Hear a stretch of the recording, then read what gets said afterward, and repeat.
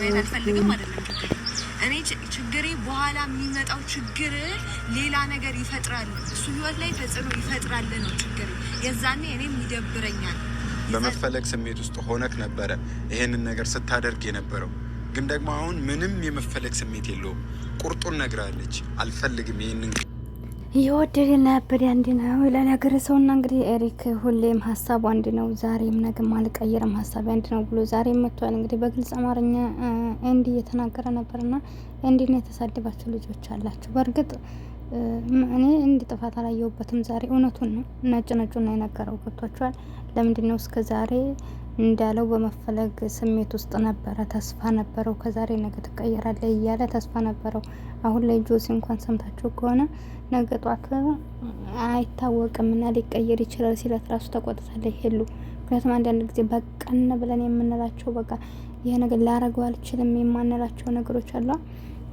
ሄሉም በቃ ጭራሽ ያልፈለገችበት ትልቅ ምክንያት ስላላት ነው እንደዚህ የተከራከረች ያለችውና ስለዚህ እንዲ ከማትፈልግበት ቦታ መቀመጥ የለብህም ብሎ ማለቱ ልክ ነው በቃ የዚህን ያክል ካልፈለገችው እስከዛሬ 4 ወር እንኳን እንደዚህ ኮነ ብለን አይደል እንደምናስበው ያኔ ያሳዘናችሁ በቃ ለሷ ብሎ ስለሆነ እዛ የተቀመጠው ከዚህ በላይ መጎዳት የለበትም ስለዚህ እውነቱን ነው በግልጽ አማርኛ ነው የነገረው በቃ መሆን ያለበት ነው አንዳንድ ጊዜ ለነዛ ሰዎች ማንጠቅማቸው ከሆነ ነገሮችን ስንደባበቅ እንጎዳቸዋለን እንጂ አንጠቅማቸውም ነገር ግን ካላስ እንዴ በግልጽ አማርኛ ከነገራችሁ አንድ ሰው ምናልባት ኤሪክ ለዛሬ ለነገ ሊሆን ይችላል ግን ቆም ብሎ ያስባል ገባችሁ አሁን ላይ ልክ ተስፋ እንደስከዛሬው ከዛሬ ነገ እየተቀየረችም ስላሳየችው በሂደቶች ማለት ነው ያኔ አይታችኋል መጀመሪያ ሲመጣ ከነበረበት አንግል ጀምሮ ጨራሽ ከቤት ያትንጣ ምናምን ብለው ስንት ነገር ነበር ከዛ እያሉ የተግባቡበትን ሁኔታ ነው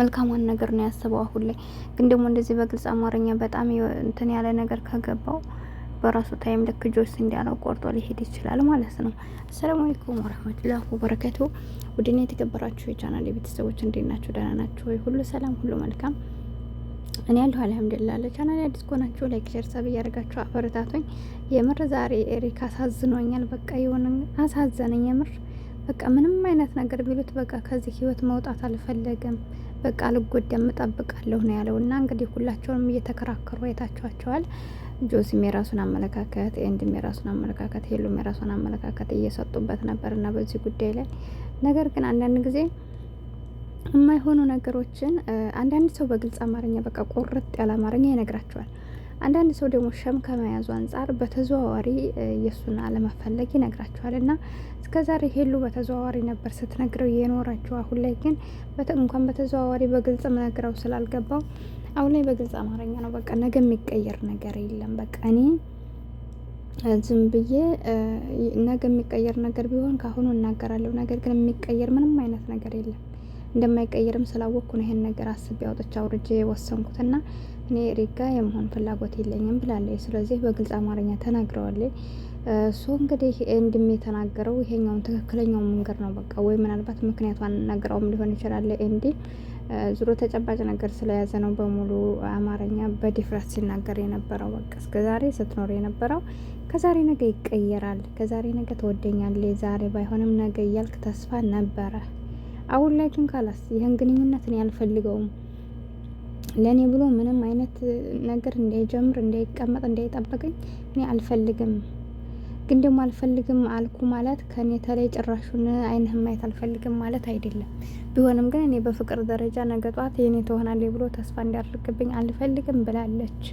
ያለችውን ነገር ነው በግልጽ እሱም ጆሲም እንትና እንዲም በግልጽ አማርኛ ሲናገር የነበረው ጆሲም ደግሞ በሂደት ይቀየራል ታውት እስኪ ሊቀየር ይችላል የነገማን ያቃል የሚለው የጆሲንም ሐሳብ እንትና አለው በነገራችን ላይ ያኔ ሁሉም ሰው የራሱ እንትና አለው ገባችሁ አይደለ አንዳንድ ጊዜ ሰው ያስባል አላህ ያሳካልና እንደዚህ አይነት ህይወቶች ደግሞ ብዙ ናቸው ሁላችንም እዚህ ቦታ እንገባም ካልነበር ቦታ ተገንተል ገብተን ልንገኝ እንችላለን ስላችሁ ያኔ ሰው ስበቡን ያደርሳል አላህ ደግሞ ሰው ይሰጣቸዋል ማለት ነው ስለዚህ አላህ ሰው የሰጣችሁን በሰዓቱ እንኳን የዛ ሰው መልካምነት ባይገባችሁም ወይ ደግሞ እናንተ ያሰባችሁን ሌላ ነገር ቢሆንም ግን ደግሞ እናንተ ቤትም ተዘውዝራችሁ ትገናኛላችሁ ካላችሁ እናንተ እንኳን ዛሬ ያሰባችሁበት ቦታ ሄዳችሁ እንደገና ተመልሳችሁ ከዛ ሰው የመሆን እድል ይኖራችኋል። እና ብዙ ሰዎች ደግሞ ዛሬን አይደለም የሚያስቡት፣ በጣም ርቀት ተጉዘው ያስባሉ። ገብቷችኋል?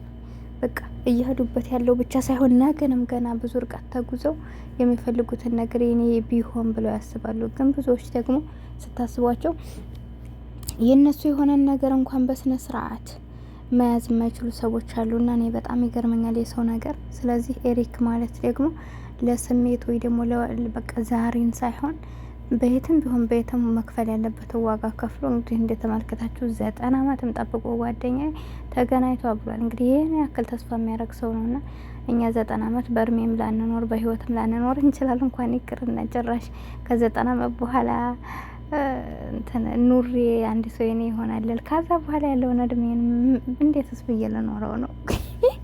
እኔ ጠውርነት እገባለሁኝ እንጂ 90 ዓመት ፍሬኝማ እንኳን ፍቅረኛ ባለ ላገባ ማለት ነው።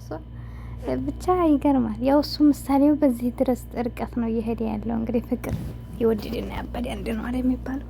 ስንወድ በቃ ሁሉ ነገር በዚህ ልክ ነው የምናስበው።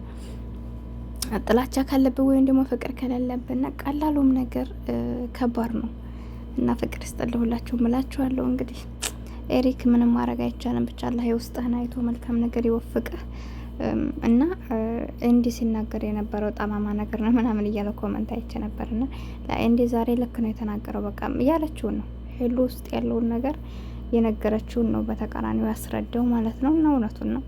ማንኛችንን ብንሆን ከማንፈልግበት ቦታ እድሜያችንን ጊዜያችንን መጨረስ ራሳችንን መጉዳት ነው እንጂ ምንም ትርፋማ ልንሆን አንችልም። ገብቷችኋል? እንደውም ዛሬ በትንሹ ነው፣ ነገ ግን ብዙ ርቀት ተጉዘን ያንን ሰው ስናጣው በጣም ያማል። ገብቷችኋል? ብዙ ነገሮች ነው የምታጡት እና እውነቱን ስለሆነ የነገረው ኤሪክም እንግዲህ የእውነት ነገሮች ከሆኑ እርግጠኛ ነኝ አስባለሁ እንግዲህ በቅርብ ውሳኔውን ሊያሳውቅና ይችላል ወይ ደግሞ ዝም ብሎ እንግዲህ ቀጥሎ ትንሽ ነገር ሊያይ ይችላል። አልሙሂም ይሄ ሜሞሪቲ የሚባለው ለኤሪክ መሰለኝ የተከፈተለት ሲመስለኝ ማለት ነው። ለማንኛውም እንደዛ ከሆነ አሳድጉለት እላችኋለሁ። እናንተስ ምን ትላላችሁ? እና ሄሉንም ብዙ አትጫኗት። እንግዲህ እንዳልኳችሁ የራሷ ምክንያት ይኖራል። ዙሮ የሰው ልጅ ስህተት ያጠፋል። ያው በራሱ ፍላጎት ቢሆንም እስካሁን ድረስ ማቆየት አልነበረባትም። ቢሆንም እንግዲህ እነሱ ተዋደው እስከሆነ ድረስ ለማንኛውም ቻናል ላይክ